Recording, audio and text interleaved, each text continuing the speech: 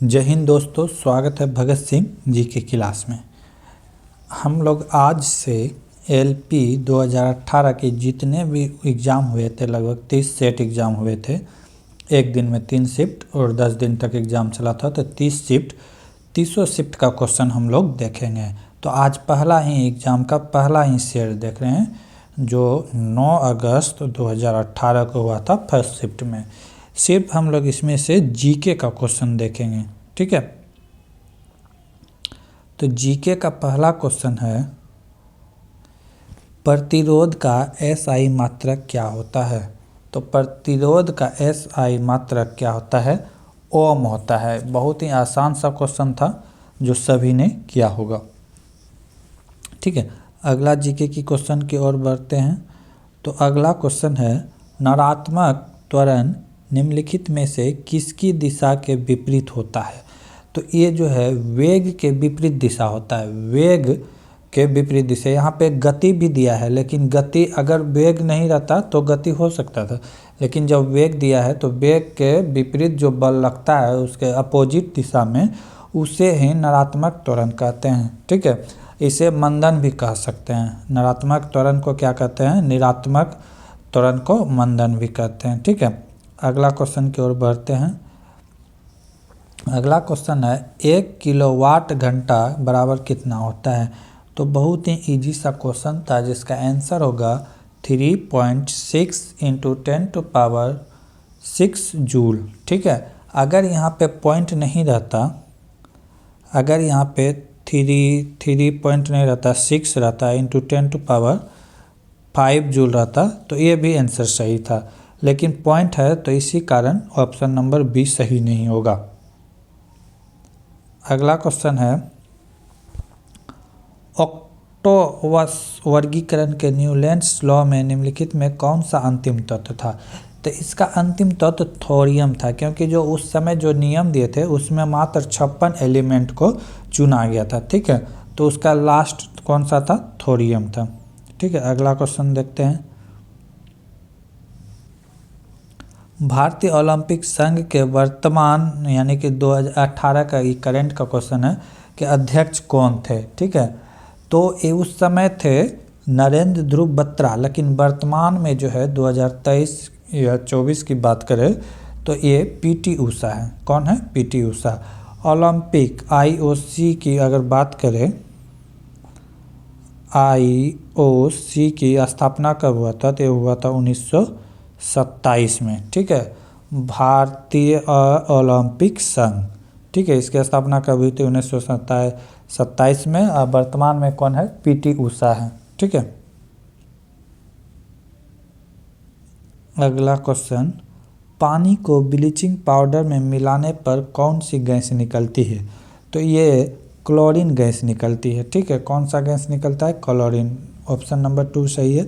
Chlorine का अगर उपयोग देखा जाए तो इसका जो उपयोग है चीनी उद्योग में भी किया जाता है, चीनी का रंग साफ करने में। तो इस तरह के क्वेश्चन से रिलेटेड जो भी हो फैक्ट्स वो सब देखना ही चाहिए, ठीक है।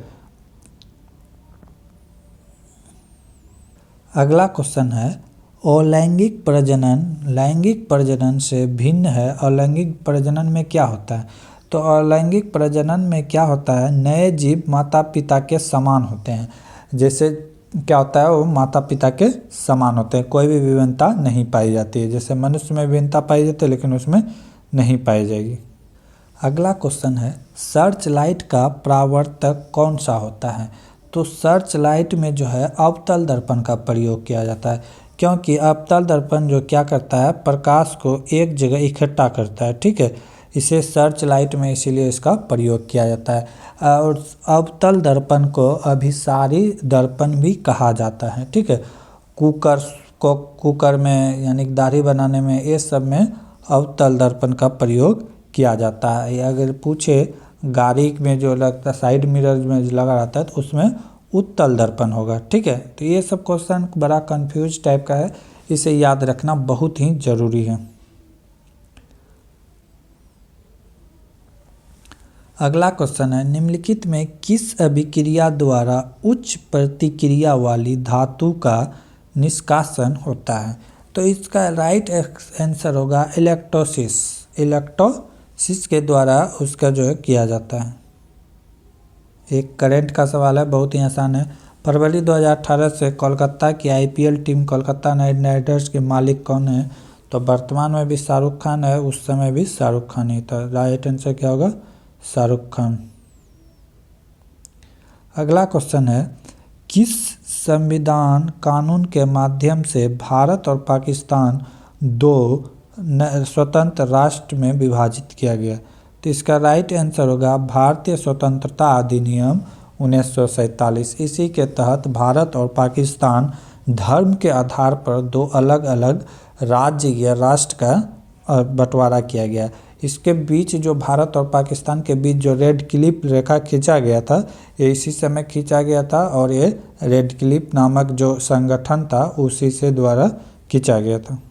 अगला क्वेश्चन है, जब एक परिपथ में कई प्रतिरोध श्रृंखला में जोड़े हो तो करंट का मान क्या होगा? तो करंट का मान क्या होगा? इसका ऑप्शन है कम होता है, एक ही रहता है, बढ़ता है या आधा होता है। तो इसका राइट आंसर होगा एक ही रहता है। श्रृंखला मतलब हो गया R बराबर R1 प्लस R2 Rn तक जाएगा, ठीक है। अगर समांतर क्रम में कहा जाता है, समानांतर क्रम में तो इसका होता है 1/R1 प्लस 1/R2। तो ये सब याद करना है, यानी कि रखना है दिमाग में कि कब कौन वाला फार्मूला यूज होगा। अगला क्वेश्चन है, एक अवतल दर्पण जिसकी फोकल लंबाई f वायु में यानी कि निर्वात में है को द्रव u यानी 4/3 जिसका पानी में डुबाया जाता है, उसका आपको ये दिया हुआ है, म्यू का वैल्यू दिया हुआ है, डुबाया जाता है। तो द्रव में दर्पण का फोकल लंबाई क्या होगा? तो फोकल लंबाई यानी कि उत्तल दर्पण का कुछ नहीं होगा, जो था वही होगा। f था तो f ही होगा, क्योंकि पानी में उत्तल दर्पण को डालने पर कोई उसके फोकल दूरी पर लंबाई पर कोई प्रभाव नहीं डालेगा। अगला क्वेश्चन है, NH4 के एक अणु में कितने परमाणु होते हैं? तो ये निकालने के लिए सीख लेना है, इसमें 15 होगा या हम ही अगला क्वेश्चन है, संवेग को किसके गुणनफल के रूप में व्यक्त किया जाता है? तो संवेग को द्रव्यमान और गुणा वेग के रूप में व्यक्त किया जाता है। मास और वेलोसिटी के रूप में, मास इंटू वेलोसिटी के रूप में संवेग को डोनेट किया जाता है। संवेग का ऐसा यूनिट होता है kg मीटर पर सेकेंड। क्या होता है? kg मीटर पर सेकेंड होता है। तो ये सब बातें याद रखना है। अगला क्वेश्चन है, the association of small Bombay पुस्तक के लेखक कौन है जो वर्तमान में अंतर्राष्ट्रीय डबलिन लिटरेरी अवार्ड के लिए चुने गए हैं? तो इसका राइट आंसर होगा चेतन भगत। अगला क्वेश्चन है, वे पौधे जिनमें पौधे के विभिन्न भाग उपस्थित नहीं होते हैं उस समूह को क्या कहते हैं? उसे थैलोफाइटा कहते हैं। उसे क्या कहते हैं? थैलोफाइटा, जो पानी में उगते हैं। शैवाल हो गया, कवक हो गया, इसी का एग्जाम्पल है। जीवाणु हो गए, ये सब बिना पेड़ पौधे यानी कि पत्ती उत्ती नहीं होता है, ये एक प्रकार का पौधा ही होता है, ठीक है, जो थैलोफाइटा कहते हैं, ठीक है। अगला क्वेश्चन, अगला क्वेश्चन है, निम्नलिखित में से किस उत्पाद के मूल्य में वृद्धि होने के परिणाम स्वरूप कई उत्पादकों के मूल्य में वृद्धि होगी जिसके परिणाम मुद्रास्फीति होगा? तो जैसे देखिए, यहाँ जो दूसरे से रिलेटेड है, जैसे दवाई का दाम बढ़ेगा तो किसको मतलब है? जो दवाई खाएगा उसी को मतलब है। स्मार्टफोन का दाम बढ़ेगा, जो खरीदेगा उसी का। लेकिन अगर पेट्रोलियम का दाम यहाँ पे बढ़ता है तो पेट्रोलियम से जो रिलेटेड है, जैसे गाड़ी छोकरा यानी पेट्रोल से चलता है तो भाड़ा बढ़ेगा। बहुत सारे चीज़ का उत्पादन होता है तो उसमें बहुत सारा मात्रा में पेट्रोल की चीज़ रहते हैं, तो उससे उत्पादन का भी दाम बढ़ेगा। तो ये सब चीज़ें हैं जो रिलेट करके थे। तो इसका राइट आंसर क्या होगा? पेट्रोलियम ही होगा। अगला क्वेश्चन है 4 किलोग्राम भार की एक वस्तु को क्षैतिज दिशा में 5 मीटर प्रति सेकंड की वेग से बढ़ रही है, इसकी गति 10 मीटर प्रति सेकंड तक बढ़ाने के लिए इस पर किया गया कार्य क्या है। कहीं कोई वस्तु जा रही है 5 मीटर प्रति सेकंड के दर से, उसकी वेग 10 मीटर करना है, 10 मीटर प्रति सेकंड, तो इसके पीछे किया गया कार्य क्या होगा। ठीक है, तो यहाँ पे फार्मूला इसमें लगेगा, सबका वैल्यू पहले पुट करना होगा। ठीक है, एम का वैल्यू कितना हो जाएगा 4। ठीक है, एम का वैल्यू 4, प्रारंभिक वेग हो जाएगा 5 मीटर पर सेकेंड और अंतिम वेग हो जाएगा 10 मीटर पर सेकेंड करना है। ठीक है, तो पूछ रहा है वर्क क्या होगा, वर्क बराबर क्या होगा, तो यहाँ पे हो जाएगा वर्क बराबर half M V square, half M V square. भी का वैल्यू यहाँ पे क्या हो जाएगा यू भी माइनस यू स्क्वायर। यहाँ से अगर सॉल्व करते हैं तो ये आएगा 150 जूल। ठीक है, तो राइट आंसर क्या होगा 150 जूल। अगला क्वेश्चन है फरवरी 2018 में उपलब्ध जानकारी के अनुसार प्रधानमंत्री की आर्थिक सलाहकार परिषद के अध्यक्ष कौन थे। वर्तमान में भी और अभी भी विवेक देवराय ही हैं, तो ये सब चीज़ें याद करना है। अगला क्वेश्चन है निम्नलिखित में कौन सा अम्ल लाल चींटियों में उपस्थित होता है। तो लाल चींटी के डंक जब काटता है तो वो फॉर्मिक एसिड रहता है, जिसके कारण बहुत सारा लहर होता है। ठीक है, उस धातु का नाम बताएं जिसे आसानी से चाकू से काटा जाता है, तो ये सोडियम होगा। सोडियम बहुत ही नरम होता है और इसे मिट्टी के तेल में डुबा के रखा जाता है। ये भी क्वेश्चन पूछा जाता है, तो ये सोडियम ही होगा इसका राइट आंसर। ठीक है,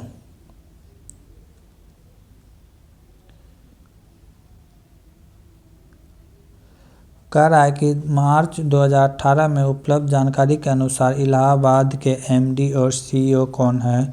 तो ये कौन है उषा अनंत सुब्रमण्यम। ठीक है, जब यहाँ इलाहाबाद की बात आया है तो थोड़ा सा जान लेंगे इलाहाबाद के बारे में। इलाहाबाद बैंक का मर्ज किया गया है इंडियन बैंक में। बहुत सारा बैंक का मर्ज किया गया है, सबको याद रखना है।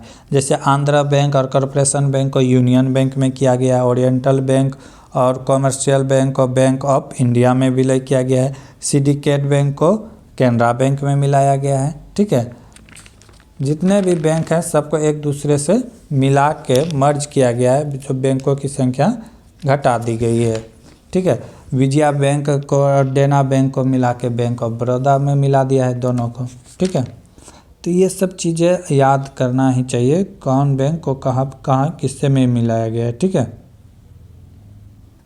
अगला क्वेश्चन है एक परमाणु में न्यूट्रॉन की संख्या किसके बराबर होता है। न्यूट्रॉन की बात करें तो न्यूट्रॉन की संख्या बराबर होता है ए माइनस जेड। ठीक है, ए हो गया द्रव्यमान संख्या और जेड हो गया परमाणु की संख्या। ठीक है, किसी भी इलेक्ट्रॉन यानी क्या है परमाणु के न्यूट्रॉन के एक परमाणु सबसे छोटे कण को जिसके अंदर इलेक्ट्रॉन और प्लस प्रोटॉन बंधे रहते हैं, एक में पॉजिटिव चार्ज और एक में नेगेटिव चार्ज, और इसके बाह्यतम कक्षा में इलेक्ट्रॉन नेगेटिव चार्ज लगा के चक्कर लगाते रहते हैं। ठीक है, इस तरह चक्कर लगाते रहते हैं। अगला क्वेश्चन है पीर पंजाल रेलवे सुरंग स्थित है। तो पीर पंजाल एक जम्मू कश्मीर में है। जितने भी दर्रा पर्वत ये सब है याद कीजिएगा, एग्जाम में पूछा ही जाता है। अगला क्वेश्चन है मेंडलीव के आवर्त सारणी में तत्वों के गुण को उनके आत्विक स्वभाव माना जाता है। तो ये परमाणु द्रव्यमान, उसके परमाणु द्रव्यमान के अनुसार उसने सजाया था तत्व के बढ़ते हुए क्रम में, ताकि प्रथम तत्व 8वें तत्व जैसे सारे गामा पद निशा में अंतिम पहला स्वर अंतिम स्वर के बराबर, तो उसी आधार पे जो सजाया था तो ये परमाणु द्रव्यमान में, लेकिन ये जाके सफल नहीं हुआ था, आगे जाके दिक्कत आई थी।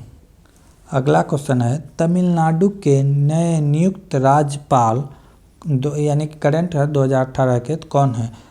ये तो बनवाली लाल पुरोहित है, लेकिन वर्तमान में कौन है तो रविंद्र नारायण है। वर्तमान में कौन है रविंद्र नारायण। तो ये सब बातें राज्यपाल जहाँ जहाँ अभी चुनाव हुआ है वहाँ के राज्यपाल मुख्यमंत्री ये सब को याद रखना था। ठीक है। तो ये मैंने 75 में से जितने भी जीके हो, करेंट हो, सारा क्वेश्चन देख लिया। ठीक है, अगले दिन देखेंगे इसी डेट के सेकेंड शिफ्ट के क्वेश्चन को। तब तक के लिए जय हिंद, जय भारत।